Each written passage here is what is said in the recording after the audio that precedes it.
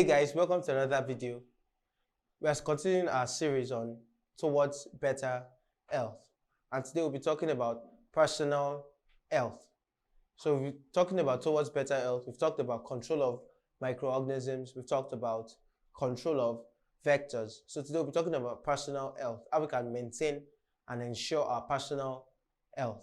All of these parts of this topic I've just been talking about ways we can actually maintain our health by preventing the spread of infection. So we're talking about how we can control the spread of infections and diseases by maintaining a good health and practicing good personal hygiene habits. So that's what we're talking about today. How we can prevent the spread and control the spread of infectious disease. How we can control the spread of infectious disease by maintaining a good health and practicing good personal hygiene habits. Now, before we go on, let's define what health is. So health has been defined by the World Health Organization, WHO, as a state of physical, mental, and social well-being, and not just merely the absence of disease or infirmity. So health is not just when you don't have any sickness or disease. Health is a state of physical, mental, and social well-being, not just the absence of disease or infirmity. So now that we've defined what health is, how can we maintain a good physical and mental health? So we can do this by, one, eating a balanced diet. We have to make sure our diet contains all the necessary nutrients needed for us to survive and to live healthy. We have to make sure it contains, our meals contain the necessary nutrients, all the 6 classes of food, and all the other necessary nutrients that are needed for us to survive and also to live healthy. Also, another way to maintain good health is doing regular exercise to keep the body parts in healthy condition, various body parts in healthy condition. So we have to make sure we engage in regular physical exercise, whether it's jogging or running or going to the gym. We have to, that is a way to maintain good health. So if we keep these body parts exercise regularly, it can help to keep them in full, good healthy conditions. It helps to prevent a lot of diseases. Regular exercise helps to prevent a lot of diseases. Also, another way to maintain good health is by resting the body mentally and physically. And we can do this by doing some recreational activities. And apart from recreational activities, we also have to ensure that we have enough sleep. Apart from relaxing and resting the body through recreational activities, we also have to ensure we take enough sleep. For adults, it is recommended that we have about 6 to 8 hours of sleep, and for growing children, even more. So 6 to 8 hours of sleep is recommended for adults and even more for growing children. So that's to keep us in a good and healthy condition. Also, we can maintain good health by doing work that is suited to our mental and physical ability. You have to make sure the work you're doing isn't straining you too much mentally and physically. You have to make sure it's something that suits your own abilities very well. For example, a man that has a very good and huge muscular build can go into something like weightlifting or boxing and all. So you just make sure your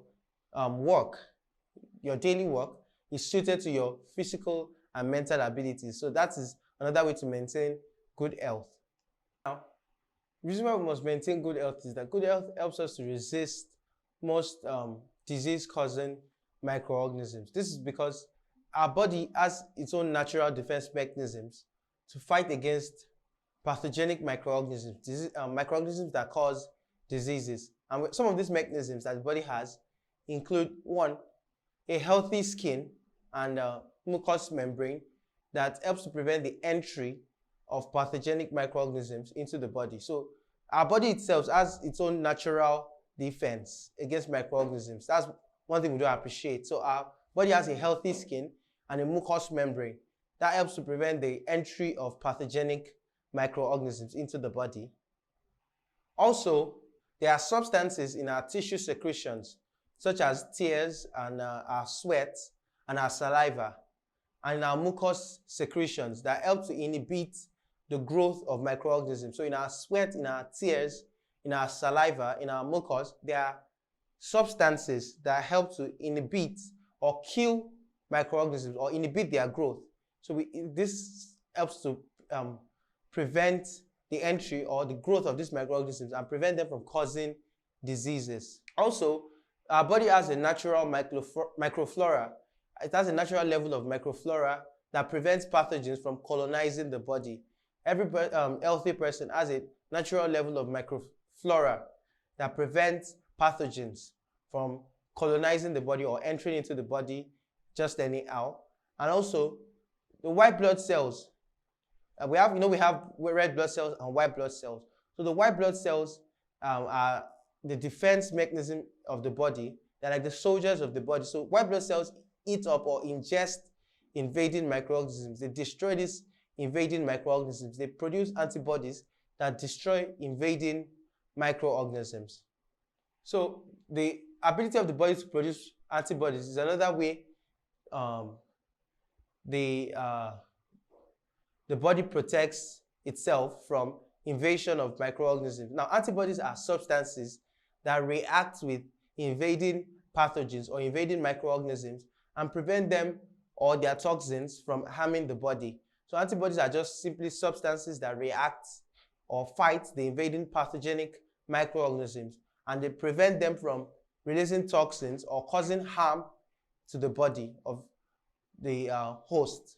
So those are the ways our body protects us from pathogens or pathogenic microorganisms.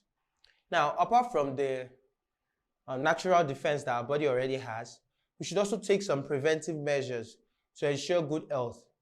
And one way we can do this is by getting vaccination against diseases. We can get vaccination against diseases such as poliomyelitis, diphtheria, tetanus, and tuberculosis. So this vaccination can help us prevent these diseases. So apart from the natural defense, we can also have an artificial defense, which is the vaccination against diseases. Now, what does a vaccine actually do in the body? We know we've talked about antibodies that fight invading microorganisms. So what a vaccine does is that a vaccine stimulates the body to produce these antibodies even before the pathogens enter. Because normally when pathogens or microorganisms enter, antibodies are produced. But vaccines helps these microorganisms to already be produced to fight these microorganisms. So it either stimulates these antibodies or makes sure they are present already in the body. So that's where vaccine protects us from diseases. Now, this vaccine may be can be different forms. Now, one of it is that it can be a harmless form of the disease-causing microorganisms. So the vaccine itself can be a harmless form of the disease. So when the harmless form of the disease is introduced into the body sees it as the disease itself. So the body stimulates the production of antibodies to be able to fight against the disease. So that way, the disease can be prevented. An example of this kind of vaccine is the measles vaccine, and also the BCG inoculation, and that's the vaccine against, or the inoculation against tuberculosis. So that's one type of vaccine. So another form of vaccine could be a disease that has already been killed, introduced into the body. The microorganism that causes the disease that has been killed is now introduced into the body. So a killed microorganism that causes a disease is introduced into the body as a vaccine. An example is the whooping cough vaccine and the Salk anti-polio vaccine. Those are examples of vaccines that killed microorganisms that cause diseases. Another one is another type of vaccine is the toxoid, a toxoid. Now, a toxoid is an inactivated form of toxin. Some microorganisms produce toxins that cause diseases. Some disease-causing microorganisms produce those toxins that harm the body. So we can introduce a toxoid, which is an inactivated form of that toxin, and we introduce it into the body as a vaccine. So an example of this kind of vaccine is diphtheria and tetanus vaccines. So that helps the body to fight against diseases. So that is that about personal health. Personal health is just maintaining your own health about yourself to fight against diseases. That's the end of today's video. In our next video, we'll be talking about public health and how to maintain public health and to prevent the spread of diseases. See you in our next video. Bye for now.